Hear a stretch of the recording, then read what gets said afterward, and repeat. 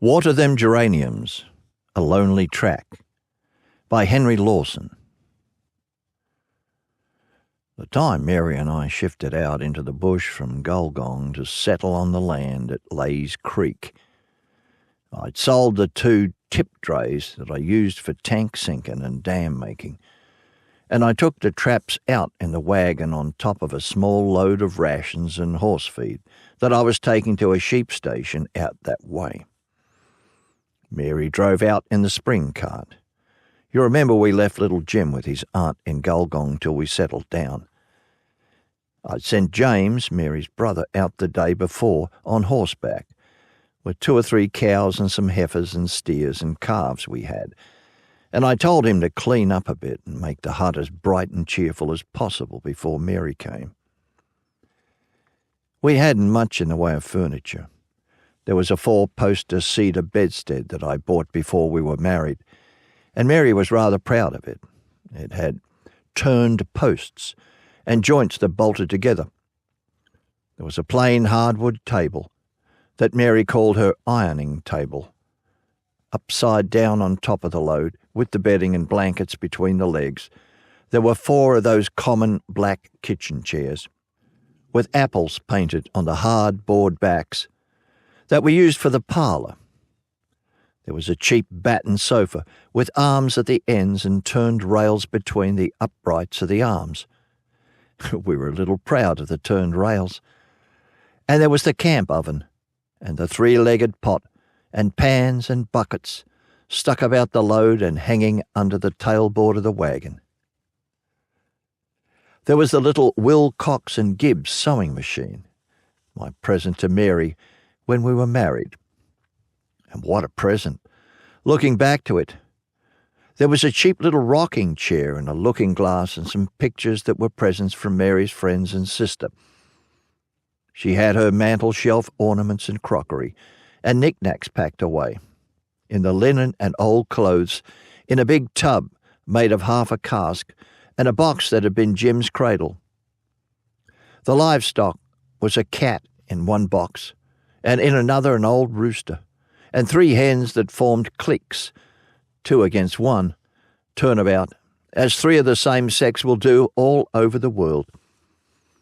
I had my old cattle dog, and of course a pup on the load. I always had a pup that I gave away, or sold and didn't get paid for, or had touched, stolen, as soon as it was old enough. James had his 3 spidery, sneaking, thieving, cold-blooded kangaroo dogs with him. I was taking out 3 months' provisions in the way of ration, sugar, tea, flour, potatoes, etc. I started early, and Mary caught up to me at Ryan's Crossing on Sandy Creek, where we boiled the billy and had some dinner.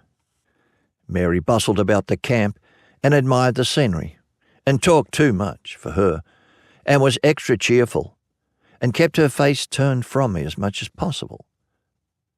Soon as I saw what was the matter, she'd been crying to herself coming along the road. I thought it was all on account of leaving little Jim behind for the first time. She told me she couldn't make up her mind till the last moment to leave him, and that, a mile or 2 along the road, she'd have turned back for him, only that she knew her sister would laugh at her. She was always terribly anxious about the children. We cheered each other up, and Mary drove with me the rest of the way to the creek, along the lonely branch track, across native apple tree flats. It was a dreary, hopeless track. There was no horizon, nothing but the rough, ashen trunks of the gnarled and stunted trees in all directions, little or no undergrowth, and the ground, save for the coarse, brownish tufts of dead grass, as bare as the road, for it was a dry season. There'd been no rain for months, and I wondered what I should do with the cattle if there wasn't more grass on the creek. In this sort of country, a stranger might travel for miles without seeming to have moved, for all the difference there is in the scenery. The new tracks were blazed, that is, slices of bark cut off from both sides of trees, within the sight of each other, in a line, to mark the track until the horses and wheel marks made it plain. A smart bushman with a sharp tomahawk can blaze a track as he rides. But a bushman, little used to the country, soon picks out differences among the trees, half unconsciously as it were, and so finds his way about. Mary and I didn't talk much along this track. We couldn't have heard each other very well anyway, for the clock of the wagon and the rattle of the cart over the hard, lumpy ground. And I suppose we both began to feel pretty dismal as the shadows lengthened. I'd noticed lately that Mary and I had got out of the habit of talking to each other. Noticed it in a vague sort of way that irritated me, as vague things will irritate one, when I thought of it. But then I thought, it won't last long. I'll make life brighter for her by and by. As we went along, the track seemed endless. I got brooding, of course, back into the past, and I feel now, when it's too late, that Mary must have been thinking that way too. I thought of my early childhood, of the hard life of grubbing and milking and fencing and ploughing, and ring barking, etc., and all for nothing.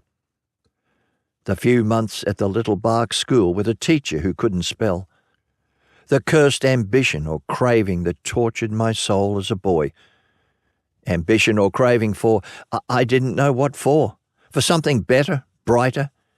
Anyhow, and I made life harder by reading at night. It all passed before me as I followed on in the wagon, behind Mary in the spring cart.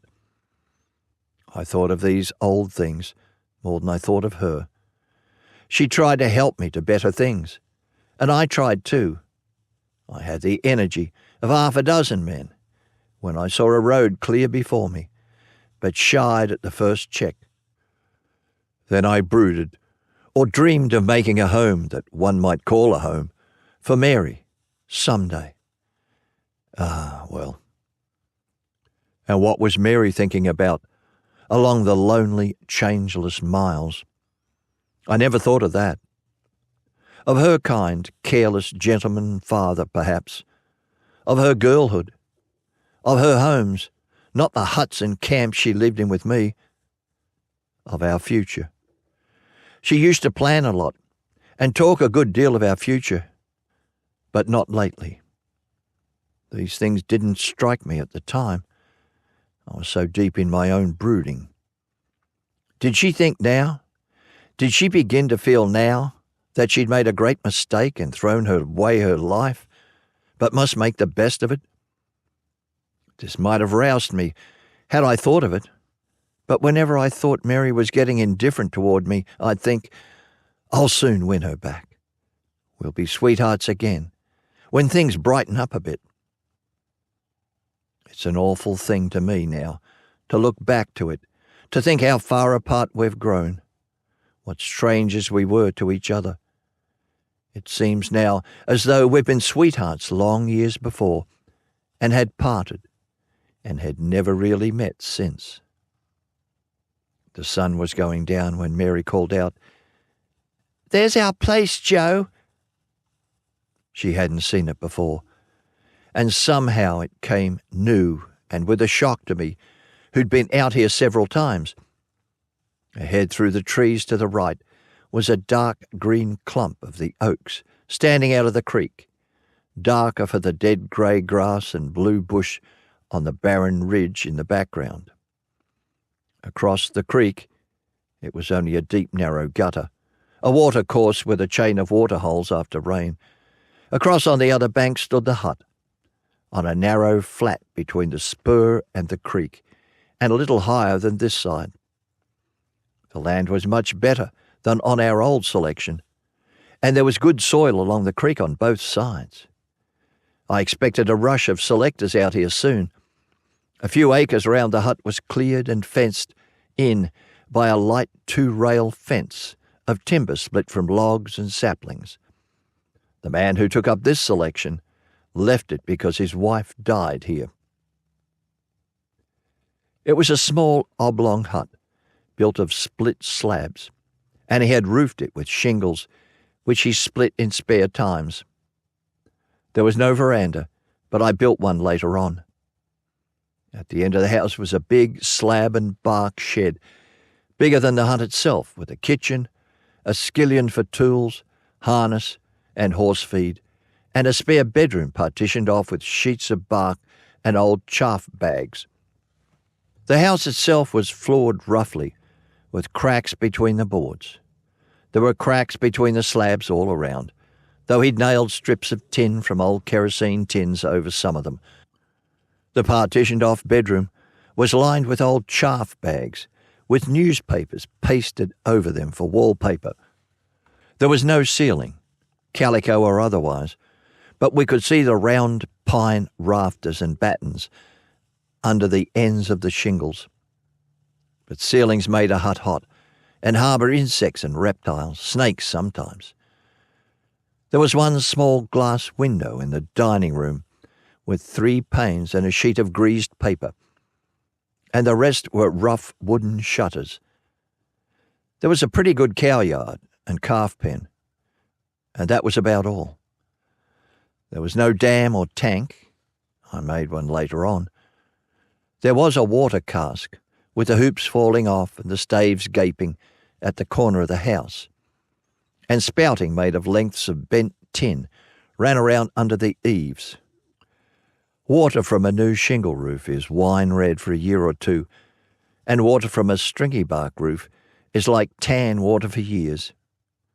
In dry weather, the selector had got his house water from a cask sunk in the gravel at the bottom of the deepest water hole in the creek, and the longer the drought lasted, the farther he had to go down the creek for his water, with a cask on a cart, and take his cows to drink, if he had any. 4, 5, 6, or 7 miles, even 10 miles to water, is nothing in some places. James hadn't found himself called upon to do more than milk old Spot, the grandmother's cow of our mob, pen the calf at night, make a fire in the kitchen, and sweep out the house with a bow. He helped me unharness the water and feed the horses, and then started to get the furniture off the wagon and into the house. James wasn't lazy, so long as one thing didn't last too long, but he was too uncomfortably practical and matter-of-fact for me. Mary and I had some tea in the kitchen. The kitchen was permanently furnished with a table of split slabs, adzed smooth on top, and supported by 4 stakes driven into the ground. A 3-legged stool and a block of wood and 2 long stools made of half-round slabs, sapling trunks split into halves, with auger holes bored in the round side and sticks stuck into them for legs. The floor was of clay, the chimney of slabs and tin. The fireplace was about 8 feet wide, lined with clay, and with a blackened pole across, with sooty chains and wire hooks on it for the pots. Mary didn't seem able to eat. She sat on one of the 3-legged stools near the fire, though it was warm weather, and kept her face turned from me. Mary was still pretty, but not the little dumpling she had been. She was thinner now. She had big dark hazel eyes that shone a little too much when she was pleased or excited. I thought at times there was something very German about her expression, also something aristocratic about the turn of her nose, which nipped at the nostrils when she spoke. There was nothing aristocratic about me. Mary was German in figure and walk. I used sometimes to call her Little Dutchy and Pigeon Toes. She had a will of her own, as shown sometimes by the obstinate knit in her forehead between the eyes. Mary sat still by the fire, and I presently saw her chin tremble. "What is it, Mary?" She turned her face farther from me. I felt tired, disappointed, and irritated, suffering from a reaction. "Now what is it, Mary?" I asked. "I'm sick of this sort of thing. Haven't you got everything you wanted? You've had your own way. What's the matter with you now?" "You know very well, Joe." "But I don't know," I said. I knew too well. She said nothing. "Look here, Mary," I said, putting my hand on her shoulder. "Don't go on like that. Tell me what's the matter." "It's only this," she said suddenly. "I can't stand this life here. It will kill me." I had a panic of tea in my hand, and I banged it down on the table. "This is more than a man can stand," I shouted. "You know very well that it was you that dragged me out here. You that run me on to this. Why weren't you content to stay in Gulgong?" "And what sort of place was Gulgong, Joe?" said Mary quietly. I thought even then, in a flash, what sort of place Gulgong was. A wretched remnant of a town on an abandoned goldfield. One street, each side of the dusty main road. 3 or 4 one-story square brick cottages with hip roofs of galvanized iron that glared in the heat. 4 rooms and a passage. The police station, bank manager, and schoolmasters' cottages, etc. 6 tumble-down weatherboard shanties and 3 pubs, 2 stores, and the post office. The town tailing off into weatherboard boxes with tin tops, and old bark huts, relics of the digging days, propped up by many rotting poles. The men, when at home, mostly asleep or droning over their pipes, or hanging around the veranda posts of the pub saying, "Hello, Bill," or "Hello, Jim," or sometimes drunk. The women, mostly hags, who blackened each other's and girls' character with their tongues and criticised the aristocracy's washing hung out on the line. "And the colour of the clothes. Does that woman wash her clothes at all, or only soak 'em and hang 'em out?" That was Gulgong. "Well, why didn't you come to Sydney, as I wanted you to?" I asked Mary. "You know very well, Joe," said Mary quietly. I knew very well, but the knowledge only maddened me. I had an idea of getting a billet in one of the big wool stores. I was a fair wool expert, but Mary was afraid of the drink. I could keep well away from it so long as I worked hard in the bush. I'd gone to Sydney twice since I met Mary, once before we were married, and she forgave me when I came back. And once afterwards, I got a billet there, then, and I was going to send for her in a month. After 8 weeks, she raised the money somehow and came to Sydney and brought me home. I got pretty low down that time. "But Mary," I said, "it would have been different this time. You would have been with me. I can take a glass now or leave it alone." "As long as you take a glass, there's danger," she said. "Well, what did you want to advise me to come out here for, if you can't stand it? Why don't you stay where you were?" I asked. "Well," she said, "why weren't you more decided?" I'd sat down, but I jumped to my feet then. "Good God," I shouted. "This is more than any man can stand. I'll chuck it all up. I'm damn well sick and tired of the whole thing." "So am I, Joe," said Mary wearily. We quarrelled badly then, that first hour in our new home. I know now whose fault it was. I got my hat, went out and started to walk down the creek. I didn't feel bitter against Mary. I had spoken too cruelly to her to feel that way.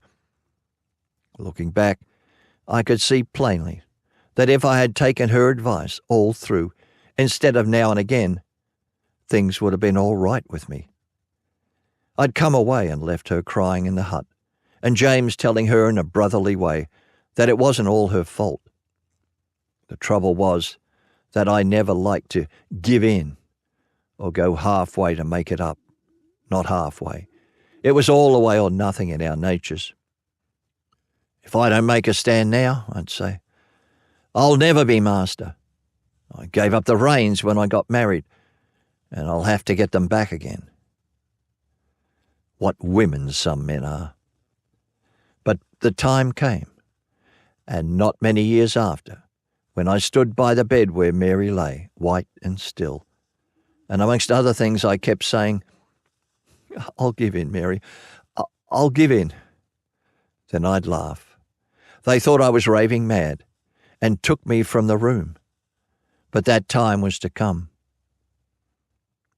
As I walked down the creek track in the moonlight, the question rang in my ears again, as it had done when I first caught sight of the house that evening. Why did I bring her here? I was not fit to go on the land. The place was only fit for some old solid German or Scotsman or even Englishman and his wife, who had no ambition but to bullock and make a farm of the place. I had only drifted here through carelessness, brooding, and discontent. I walked on till I was more than halfway to the only neighbours, a wretched selector's family about 4 miles down the creek, and I thought I'd go on to the house and see if they had any fresh meat. A mile or two farther, I saw the loom of the bark hut they lived in, on a patchy clearing in the scrub, and I heard the voice of the selector's wife. I'd seen her several times. She was a gaunt, haggard bushwoman, and I supposed the reason why she hadn't gone mad through hardship and loneliness was she hadn't either the brains or the memory to go farther than she could see through the trunks of the apple trees. "Yo, Annie!" "Yes," from somewhere in the gloom. "Didn't I tell you to water them geraniums?" "Well, didn't I?" "Don't tell lies or I'll break your young back." "I did, I tell you. The water won't soak into the ashes." Geraniums were the only flowers I saw grow in the drought out there. I remember this woman had a few dirty grey-green leaves behind some sticks against the bark wall near the door, and in spite of the sticks the fowls used to get in and scratch beds under the geraniums, and scratch dust all over them, and ashes were thrown there, with an idea of helping the flower, I suppose, and greasy dishwater when fresh water was scarce, till you might as well try to water a dish of fat. Then the woman's voice again. "You, Tommy." Silence save for an echo on the ridge. "You, Tommy!" "Yes," a shrill shriek from across the creek. "Didn't I tell you to ride up to them new people, see if they want any meat or anything?" In one long screech. "Well, I can't find the horse." "Well, find it first thing in the morning, and don't forget to tell Mrs. Wise, son, that Mother'll be up as soon as she can." I didn't feel like going to the woman's house that night. I felt, and the thought came like a whip stroke to my heart, that this was what Mary would come to if I left her here. I turned and started to walk home, fast. I'd made up my mind. I'd take Mary straight back to Gulgong in the morning. I forgot about the load I had to take to the sheep station. I'd say, "Look here, girlie," that's what I used to call her. "We'll leave this wretched life. We'll leave the bush forever. We'll go to Sydney, and I'll be a man and work my way up, and I'd sell wagon, horse and all, and go." When I got to the hut, it was lighted up. Mary had the only kerosene lamp, a slush lamp and 2 tallow candles going. She'd got both rooms washed out, to James's disgust, for he had to move the furniture and boxes about. She had a lot of things unpacked on the table. She'd laid clean newspaper on the mantel shelf, a slab of 2 pegs over the fireplace, and put the little wooden clock in the centre and some of the ornaments on either side, and was tacking a strip of Van Dyked American oilcloth around the rough edge of the slab. "How does that look, Joe? We'll soon get things shipshape." I kissed her, but she had a mouthful of tacks. I went out in the kitchen, drank a pint of cold tea and sat down. Somehow, I didn't feel satisfied with the way things had gone.